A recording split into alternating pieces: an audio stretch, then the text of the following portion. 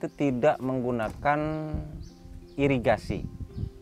Dan huma itu adalah proses budidaya tanaman padi yang sering dilakukan oleh pendahulu-pendahulu kita, orang tua kita.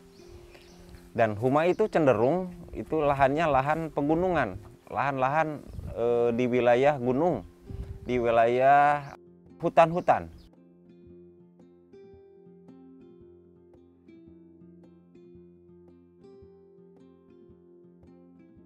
Bagaimana sih caranya ngahuma itu?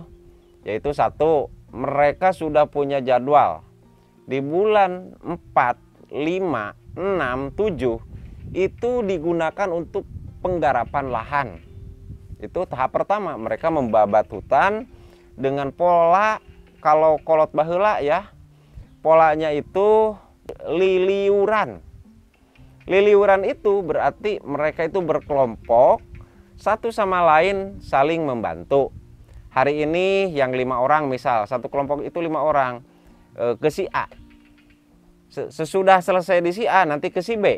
Nah, mereka itu yang 5 orang itu berkeliling, bersatu, bekerja bersama-sama. Nah, itu pembukaan lahannya dengan cara liliuran. Dan mereka itu masih menjaga kebersamaan dan persaudaraan. Itu. Dan ketika sudah dilakukan penyiangan, maka proses berikutnya adalah pembakaran.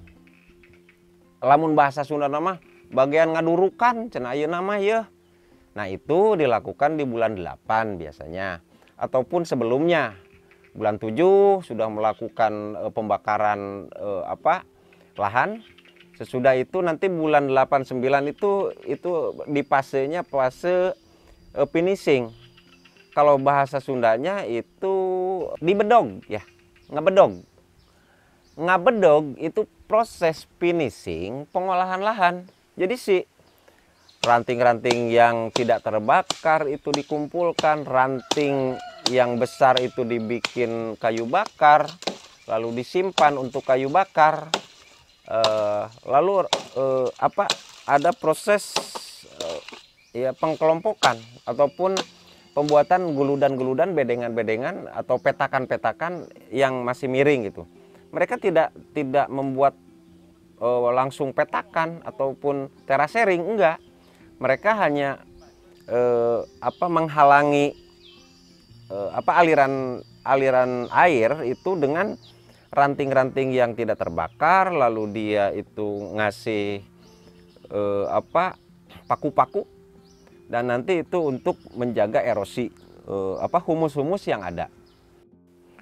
Nah, irigasi kan itu semi modern dan tidak perlu, karena orang tua dulu itu menyesuaikan dengan pranata mangsa.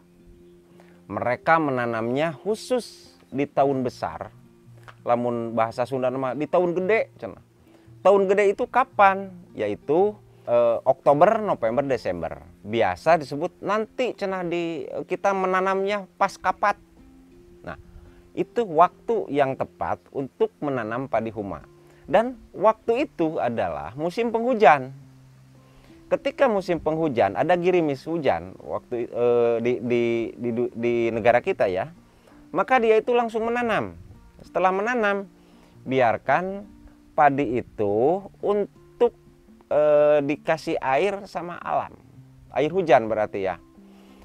Dan itu nggak perlu ada proses penyiraman, secara alamiah aja, karena mereka sudah menghitung di tahun besar itu cocok untuk menanam. Cara penanamannya itu pakai asek ya, pakai bambu yang diruncingkan bawahnya itu diasek namanya. Nah, jarak tanam biasanya itu antara 25 sampai 30. Lalu diarung pakai tanah. Dengan cara apa? Dia menyeret benda-benda, misal daun kelapa diseret ke sana, biar tanah itu langsung mengarung ke wilayah yang tadi ditanami. Lalu nanti kan ketika datang musim kemarau, di bulan 4, 5, 6, 7 padi huma itu sudah mulai berbuah dan padi huma itu sudah mulai matang untuk panen di masa musim-musim kemarau.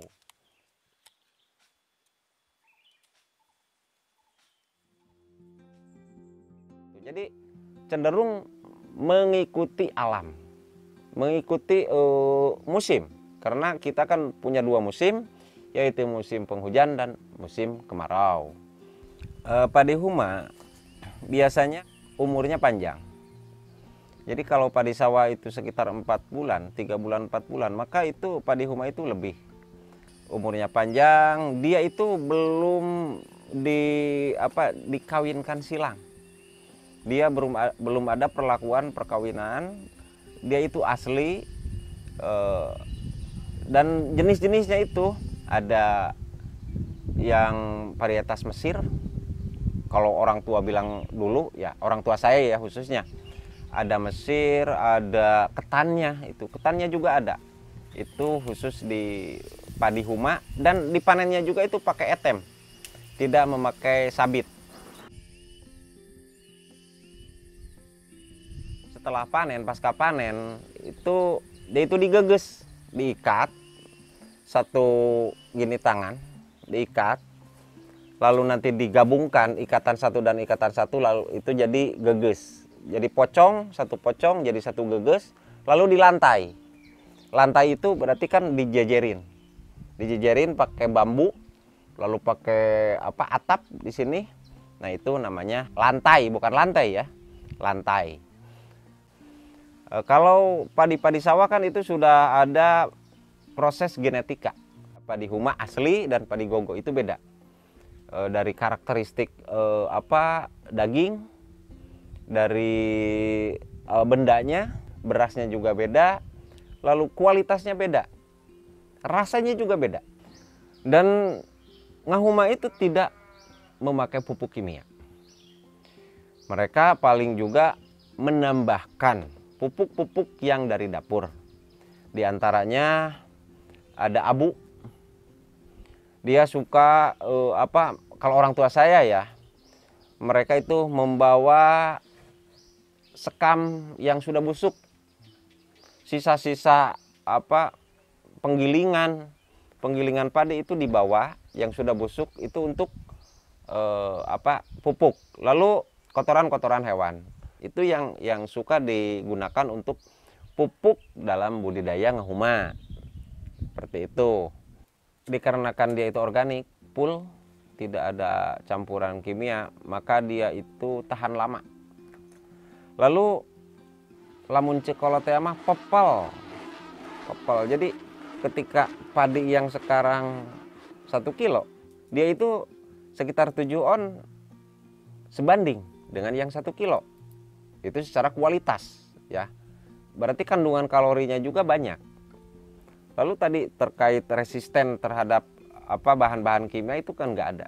Itu semuanya organik, dan secara ilmu kesehatan itu kan istilahnya ada resisten terhadap penyakit.